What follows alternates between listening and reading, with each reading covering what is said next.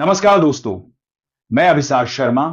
आज हम बात करने जा रहे हैं उस खबर की जिसने भारत की राजनीति को हिलाकर रख दिया है। एक ऐसी खबर जिसने सत्ता के गलियारों में हलचल मचा दी है, नेताओं की नींद उड़ा दी है और आम जनता को सोचने पर मजबूर कर दिया है। सुप्रीम कोर्ट की एक टिप्पणी ने पूरे देश में भूचाल ला दिया है और अब हर तरफ सिर्फ एक ही सवाल गूंज रहा है। क्या प्रधानमंत्री नरेंद्र मोदी पर कानूनी कार्रवाई हो सकती है? क्या प्रधानमंत्री जेल जा सकते हैं? दोस्तों, सुप्रीम कोर्ट ने हाल ही में कहा कि कानून की नजर में सब बराबर हैं। अगर कोई आम नागरिक जेल जा सकता है तो देश का सबसे बड़ा नेता भी कानून से ऊपर नहीं हो सकता। यह बयान सुनते ही सियासी माहौल गर्म हो गया। विपक्ष ने इसे अपनी जीत बताया और सत्ता पक्ष में बेचैनी बढ़ गई। असल में सुप्रीम कोर्ट में जो याचिका दायर की गई है उसमें आरोप लगाया गया है कि केंद्र सरकार ने बीते वर्षों में संवैधानिक संस्थाओं का गलत इस्तेमाल किया है। जांच एजेंसियों का उपयोग विपक्षी नेताओं को डराने, दबाने और राजनीतिक फायदे के लिए किया गया है। विपक्ष का कहना है कि कई मामलों में सीधे प्रधानमंत्री कार्यालय का नाम सामने आया और अब अदालत ने इन आरोपों को गंभीर मानते हुए सुनवाई तेज कर दी है। यहीं से यह मामला सिर्फ एक कानूनी मुद्दा नहीं बल्कि राजनीतिक संकट का रूप ले चुका है। अब सवाल उठ रहा है कि अगर अदालत केंद्र सरकार के खिलाफ कोई ठोस आदेश देती है तो क्या एक कार्यरत प्रधानमंत्री पर केस दर्ज हो सकता है? और अगर केस दर्ज होता है तो क्या मोदी जी को सच में जेल जाना पड़ेगा? दोस्तों, इतिहास गवाह है कि जब जब किसी सत्तारूढ़ नेता पर कानूनी संकट आया है तब तब राजनीति की तस्वीर पूरी तरह बदल गई है। इंदिरा गांधी के दौर में भी ऐसा हुआ था, जब अदालत के फैसले ने पूरे देश को एक नए दौर में धकेल दिया था। अब वही सवाल नरेंद्र को मोदी को लेकर उठ रहा है। बीजेपी के भीतर भी माहौल बदलता नजर आ रहा है।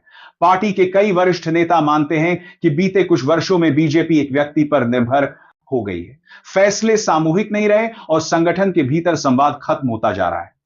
अब जब वही शीर्ष नेतृत्व संकट में है तो असंतोष की आवाजें तेज हो रही हैं। कुछ पुराने नेता खुलकर कह रहे हैं कि अगर पार्टी ने समय रहते वैकल्पिक नेतृत्व तैयार नहीं किया तो आने वाले चुनावों में भारी नुकसान उठाना पड़ सकता है। इधर विपक्ष पूरी तरह सक्रिय है। राहुल गांधी, नीतीश कुमार, ममता बनर्जी, अरविंद केजरीवाल सभी इस मौके को एक ऐतिहासिक अवसर बता रहे हैं।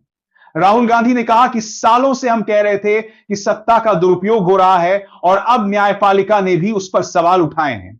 नीतीश कुमार ने कहा कि अगर प्रधानमंत्री पर भी कानून लागू होता है तो यही असली लोकतंत्र है विपक्ष। अब इस पूरे मुद्दे को 2029 के चुनाव तक अपने राजनीतिक अभियान का केंद्र बनाने जा रहा है।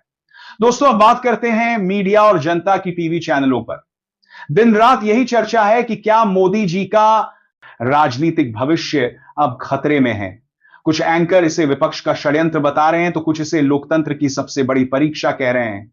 सोशल मीडिया पर Modi jail, supreme court action और बीजेपी रिवोल्ट लगातार ट्रेंड कर रहे हैं। हर तरफ सिर्फ एक ही विषय पर बहस हो रही है। आम जनता दो हिस्सों में बंट चुकी है। ग्रामीण इलाकों में कई लोग मानते हैं कि यह सब विपक्ष की चाल है क्योंकि मोदी सरकार ने गरीबों और किसानों के लिए बहुत काम किया है। लेकिन शहरी तबके में, खासकर युवाओं के बीच एक अलग सोच उभर रही है। लोग कह रहे हैं कि अगर प्रधानमंत्री पर आरोप है तो जांच क्यों नहीं होनी चाहिए। यही दो सोचें आने वाले चुनावों में बड़ा फर्क पैदा कर सकती हैं। बीजेपी के अंदर अब नेतृत्व परिवर्तन की चर्चा भी तेज हो गई है। कुछ लोग कह रहे हैं, बता दिया है, जो मान में बीजेपी के आरोप ही दूसरी तेज हैं। अभी रहे हैं कि अगर हालात और बिगड़े तो अमित शाह को आगे लाया जा सकता है, जबकि कुछ योगी आदित्यनाथ को मोदी के संभावित उत्तराधिकारी के रूप में देख रहे हैं। लेकिन दिक्कत यह है कि नरेंद्र मोदी का करिश्मा, उनका जनाधार और उनकी लोकप्रियता आज भी बाकी नेताओं से बहुत ऊपर है। यही वजह है कि पार्टी फिलहाल दुविधा में है। अगर मोदी कमजोर पड़ते हैं तो पार्टी में दो धड़े बन सकते हैं और इससे बीजेपी की जड़ें तक हिल सकती हैं। इस राजनीतिक उथल पुथल का असर अब अर्थव्यवस्था पर भी दिखाई दे रहा है। शेयर बाजार में उतार चढ़ाव बढ़ गया है।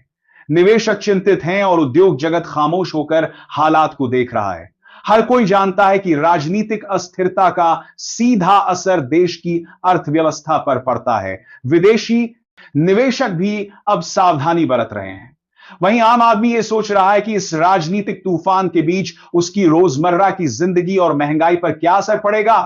अंतरराष्ट्रीय स्तर पर भी यह खबर अब सुर्खियों में है। अमेरिकी और यूरोपीय मीडिया कह रहे हैं कि भारत अपनी सबसे बड़ी राजनीतिक परीक्षा से गुजर रहा है। कई विदेशी अखबारों ने लिखा है कि अगर भारत के प्रधानमंत्री पर कानूनी कार्रवाई होती है तो इसका असर सिर्फ राजनीति तक सीमित नहीं रहेगा, बल्कि भारत की वैश्विक छवि और निवेश माहौल पर भी गहरा प्रभाव पड़ेगा। चीन और पाकिस्तान ने अभी चुप्पी साध रखी है, लेकिन वे भी इस पूरे घटनाक्रम को बारीकी से देख रहे हैं। दोस्तों, इस पूरे मामले ने भारत के लोकतंत्र के सामने एक बड़ा सवाल खड़ा कर दिया है। क्या हमारी न्यायपालिका सच में स्वतंत्र है? क्या वह किसी भी व्यक्ति को, चाहे वह कितना भी शक्तिशाली क्यों ना हो, कानून के कटघरे में खड़ा कर सकती है? अगर ऐसा होता है तो यह भारतीय लोकतंत्र की सबसे बड़ी जीत होगी। लेकिन अगर दबाव में आकर कुछ और होता है तो यह हमारे लोकतंत्र की सबसे बड़ी हार होगी। अब सोचिए, अगर सुप्रीम कोर्ट का फैसला वाकई प्रधानमंत्री के खिलाफ जाता है